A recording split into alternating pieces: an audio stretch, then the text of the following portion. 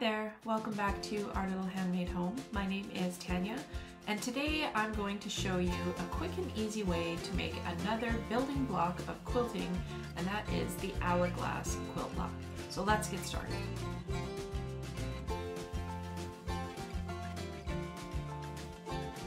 Hey guys, welcome back. Today, as I said, we are working on the Hourglass block.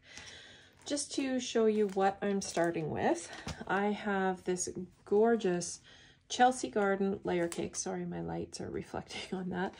This is a Moda layer cake. It has absolutely beautiful, rich colors, and I'm going to go ahead and link to this particular fabric down below so that if you really love what you see here, you can make your own. And I'm also going to be working with a cream colored background fabric. This is an older fabric that I found at our local quilt shop, and it is called Slow Stroll, I believe. It's also a Moda fabric. So let's talk about what I've got going on here. I have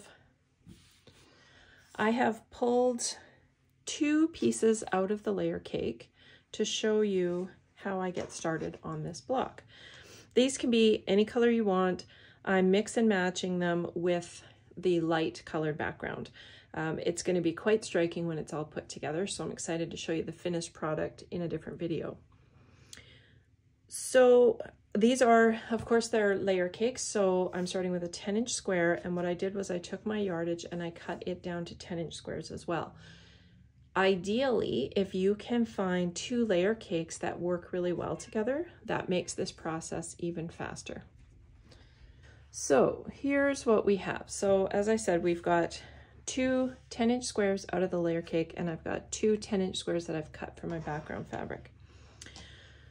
So in order to make one hourglass block, you're going to need one of each of these. You're going to need your colored fabric and your light background fabric. Of course, they can be any prints that you want.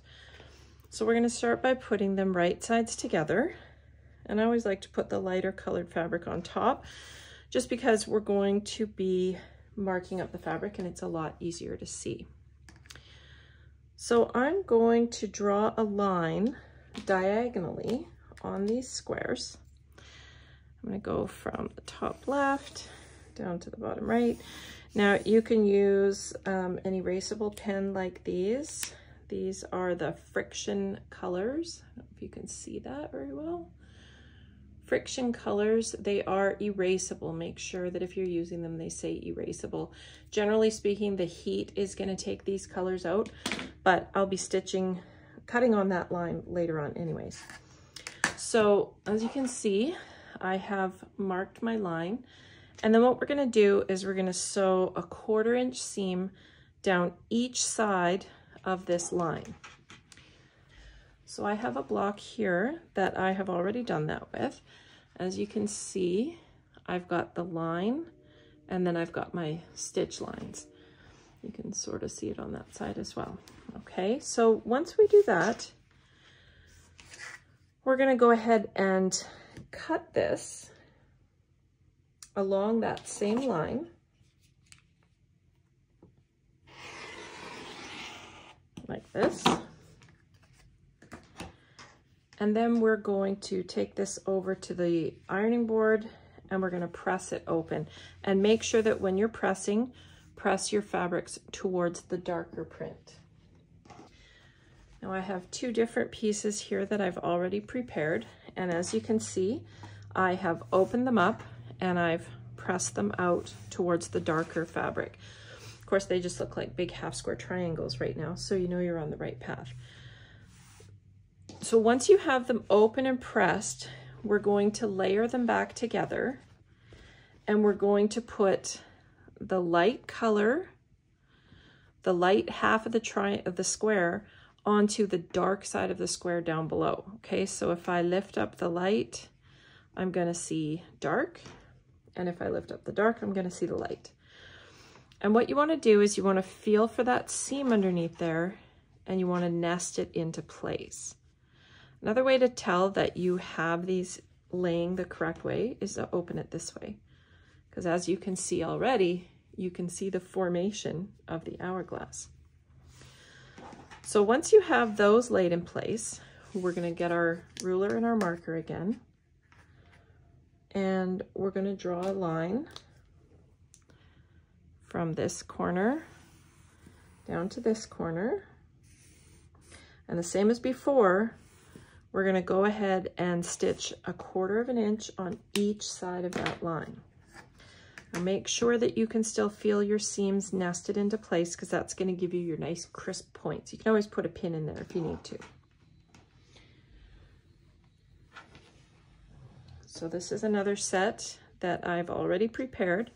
And as you can see, I had my marking here and I've sewn all the way across.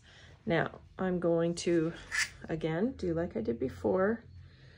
From corner to corner, we're now going to cut along that drawn line.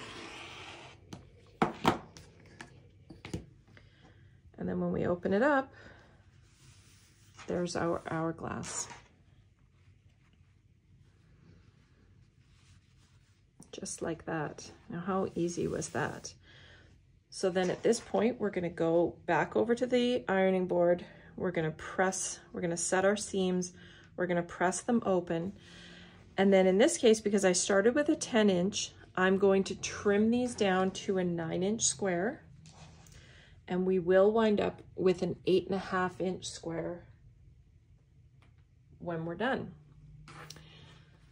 These blocks I have already trimmed, and I'll just give you a sense of how they'll look when I start laying them out.